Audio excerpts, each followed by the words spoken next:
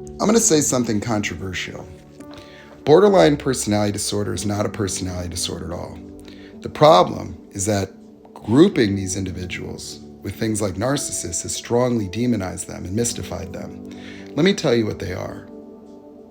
A true person with borderline personality is a normal person. This human being simply has the people-pleasing mechanism of inwardly facing fight or flight reactions about being not good enough, figure it out, be perfect. Everybody's trying to figure it out and be perfect. That is the source of all human problems. The fight or flight mechanism is the cause of all reactionary behaviors and all mental illnesses, from psychopathy to NPD. Narcissists have a narcissistic injury. This is an outwardly expressed fight or flight. It's not just when they're rampaging, even in normal conversations when they react harshly, when they put up a wall real quick, or they get defiant and defensive. It is that they were triggered into fight or flight as babies. They retain the emotional impermanence of a young child whose emotions reflect that of the mother. It is a caregiving strategy of psychology because the babies are helpless. They need to create a positive affect for the mother. And so what they do is they do not have positive experiences of the mother's energy isn't right. And so when the mother naturally starts trying to appease the baby, make it happy, the baby's happy. You ever play peekaboo and watch the emotional states of a baby change immediately? When your face disappears and reappears, they smile. It's why when you're standing in line, you engage with the baby. The mother could be checked out, but the baby's looking at you. You start making faces, baby, baby, baby, and then it starts smiling. The instinct of the baby is simply to model its own emotional expression based on the caregivers. And so when the baby gets triggered into fight or flight, it arrests its psychological development. The lack of empathy found in NPD is due to the baby developing cognitive awareness in a world in which it's frightened by everything. It's in a fight or flight tunnel vision from day one because the undistinguished voice of a dad yelling at the mother in the other room, or the toddler walking around in diapers knocking down a beer and getting yelled at and punished, does not have any ability to associate any patterns, does not have the ability to understand and create a pattern. You see, the fight or flight mechanism is the very reason why bears protect cubs. You see, the bear has to keep the cubs away from the papa bears or anything that would attack them, because if the mother bear allowed the papa bear to frighten the babies would be ruined. They would have a fight or flight avoidance or predatory instinct towards other bears. They would not reproduce properly. And so mothers in nature have to hide their offsprings to allow the brain to mature. You see, a fight or flight reaction requires cognitive abilities to form recalled behaviors in an automatic sympathetic reaction.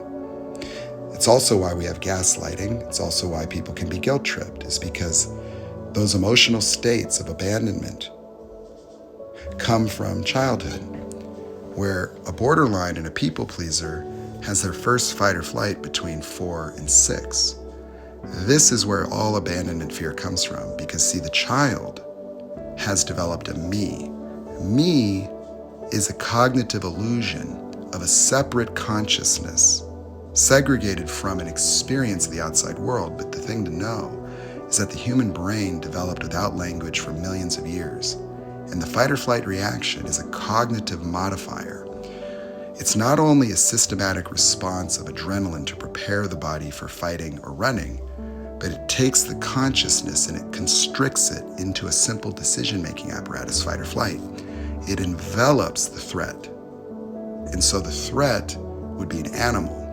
And so when a rabbit sees a fox for the first time, fight or flight activates.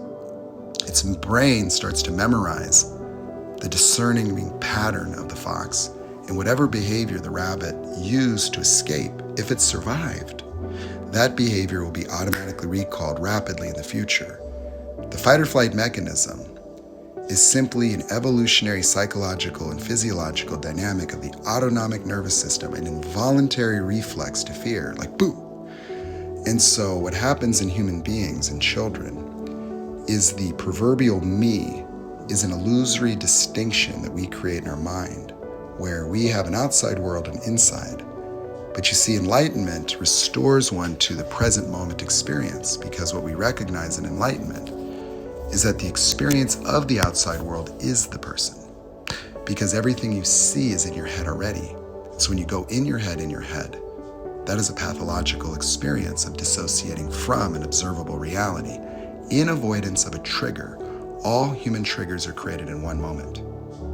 The first fight or flight is what makes you unlovable, because love is this experience that you have in connection with mom and dad.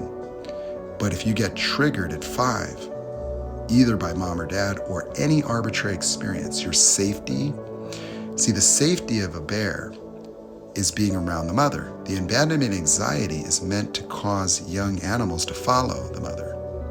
If the mother's crossing a river, the bears will follow. If the mother duck is walking, the baby ducks follow. But that abandonment anxiety goes away with cognitive development. But for human adults, it gets recalled, because everything you experienced, the something's wrong that everybody has that they're trying to fix with psychology, is the initial trigger.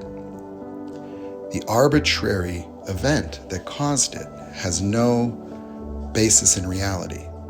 It could be the mother yelling at the dad in another room, the dad yelling at the mother in another room.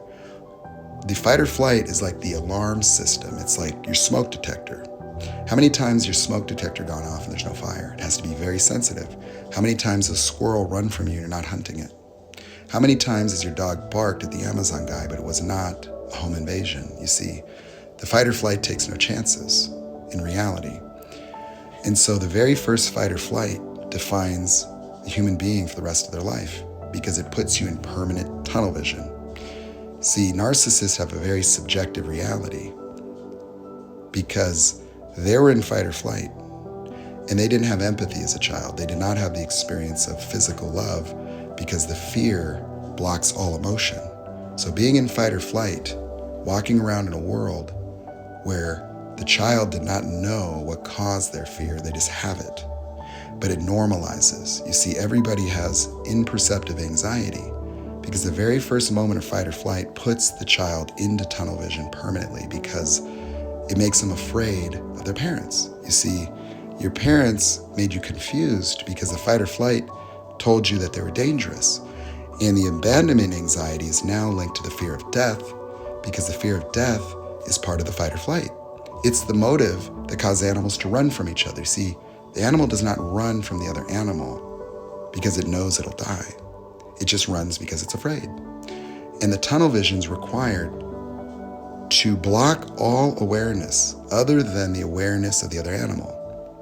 And so the whole field of momentary consciousness shrinks around the threat.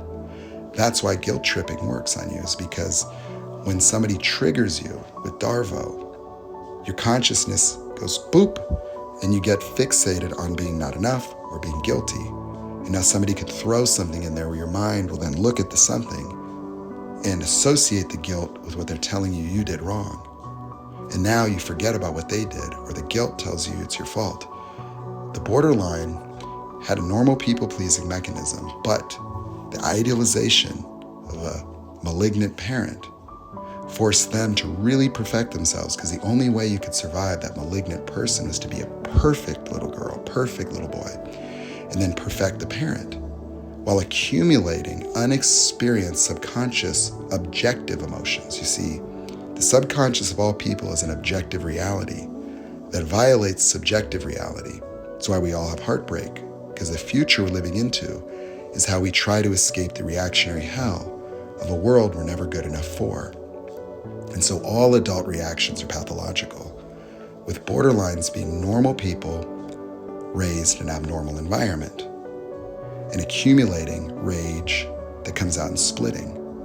If you want to see how to cure borderline, watch me do it on my next live stream with anybody that wants to come and find out the truth of what being conscious is all about.